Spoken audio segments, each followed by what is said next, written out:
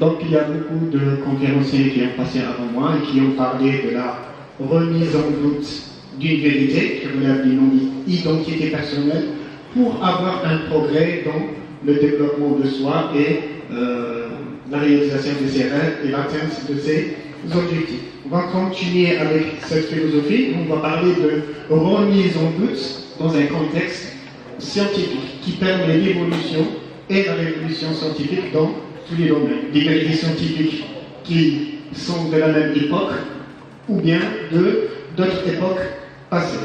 Sir Humphrey Davy, qui était le premier directeur de la Royal Institution de Great Britain, un alchimiste et un inventeur, il a dit de remarquables mots concernant cette vérité. Il a dit que rien n'est plus fatal au développement de l'esprit humain que de supposer que nos points de vue sur la science sont illimités, qu'il n'y a pas de mystère dans la nature, que les triomphes sont terminés et qu'il n'y a pas de nouveau monde à conquérir. Donc, conquérir de nouveau monde relève de la mise en doute, la remise en doute de monde qu'on prend pour acquis, à savoir le cerveau, la conscience et la physique de l'univers. Des concepts qu'on juge non liés, des concepts qu'on juge qui n'ont pas de liaison l'une par rapport à l'autre, mais qui pourraient être scientifisés en cherchant à les lier, non pas par motivation personnelle, mais parce qu'il y a des repères disciplinaires ou interdisciplinaires qui font appel à ces liens. Si on prend par exemple en considération cette image, une image, la première image représente 3 neurones, 2 en rouge et 1 en jaune, qui ont des neuroconnexions, et l'autre une agglomération de milliards de galaxies et d'étoiles. Il semble qu'il y a une certaine symétrie, une certaine ressemblance, mais c'est une ressemblance iconique.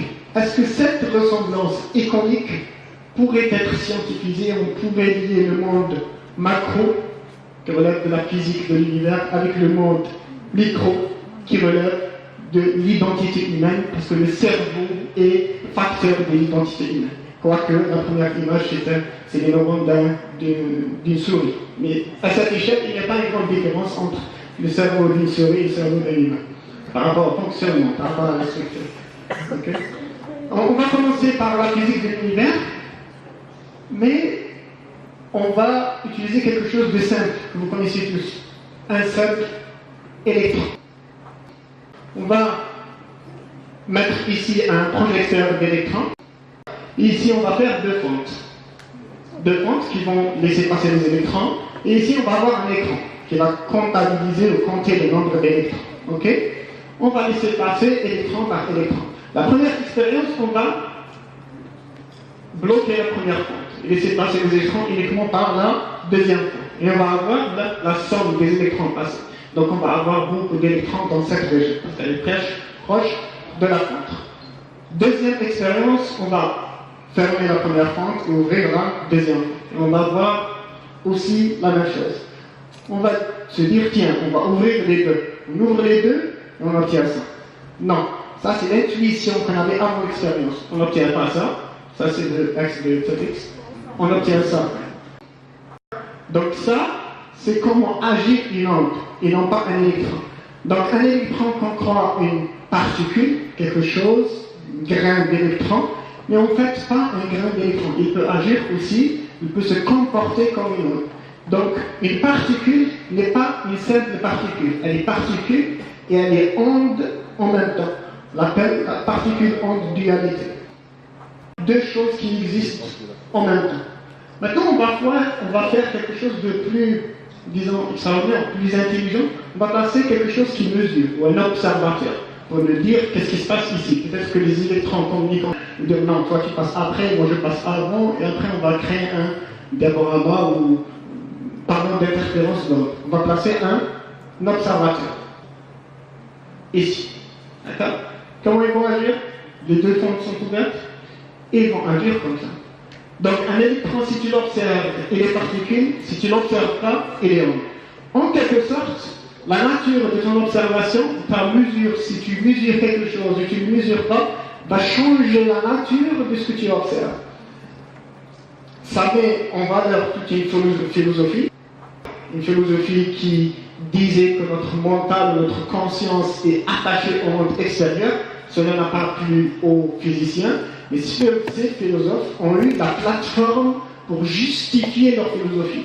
Ils se sont dit, tiens, voilà la vérité scientifique qui explique, qui dit, voilà que la conscience est liée au monde extérieur. Ils ont commencé à porter justification. Mais pourquoi ces philosophes se sont dit, tiens, la conscience est liée au monde extérieur? Parce qu'en fait, même en neurosciences, ou même dans les autres domaines qui étudient le cerveau ou la mentalité humaine, ils n'arrivent pas à étudier ou expliquer le phénomène de la conscience. Par exemple, en neurosciences, le modèle, c'est le neural computation, c'est-à-dire qu'on a 100 milliards de neurones, et chaque neurone est responsable d'une information. Avant, vous ne connaissez pas, maintenant vous le connaissez, vous allez avoir un neurone spécifique à mon image. Mais le problème, c'est quoi? C'est que le nombre de neurones ne suffit pas.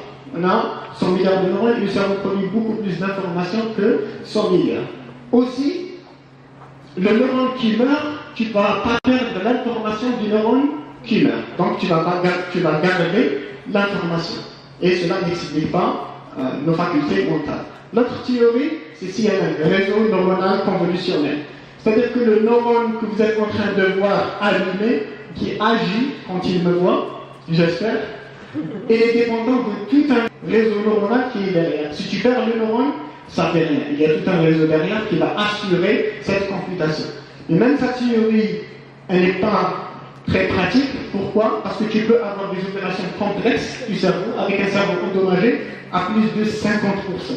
D'accord? Donc même cette théorie, elle n'est pas convenable. Pourquoi le cerveau est si difficile? Si tu prends par exemple un processeur, pourquoi l'analogie cerveau-ordinateur n'arrive pas à donner la solution? Si tu prends un processeur, si le processeur est endommagé, est-ce que l'ordinateur, le processeur va marcher? Il ne va pas marcher. Si tu prends un cerveau, même s'il est endommagé 50%, il va marcher. Il va faire des opérations conscientes complexes. Donc il faudrait une autre forme de computation, une autre forme d'analogie. Pas uniquement l'analogie classique d'ordinateur, mais une autre forme de computation. Où est-ce qu'on va aller chercher ça? On va la chercher dans la physique quantique, qu'on a vu, qui gouverne le monde du petit. On a en quelque sorte deux types de physique. La physique qui gouverne les grandes choses, on appelle la physique classique, et la physique qui gouverne les choses petites, on appelle la physique quantique, la physique des particules par exemple. Il y a une théorie qui a été développée pour utiliser la physique quantique dans l'explication de la conscience. Ça a été développé par Roger Penrose, qui était le directeur de recherche de Stephen Hawking, et Simon Hamroff, qui est anesthésiste et psychologue à l'université d'Arizona. Roger Penrose a développé la théorie, les mathématiques derrière. Et Simon Hamroff, il n'avait pas un mécanisme dans le cerveau, c'est uniquement des mathématiques folles. Mais Simon Hamroff a dit, tiens, voilà le mécanisme dans le cerveau. Dans le cerveau, on a 100 milliards de neurones.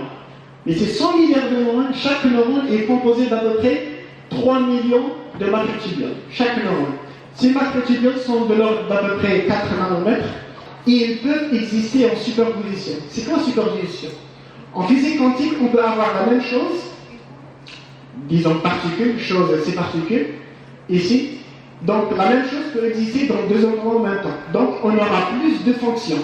Le neurone, s'il est quantique, au lieu de faire une seule computation, il peut faire deux en même temps. Donc avec plus de neurones, il va y avoir une multiplication de nombre de computations.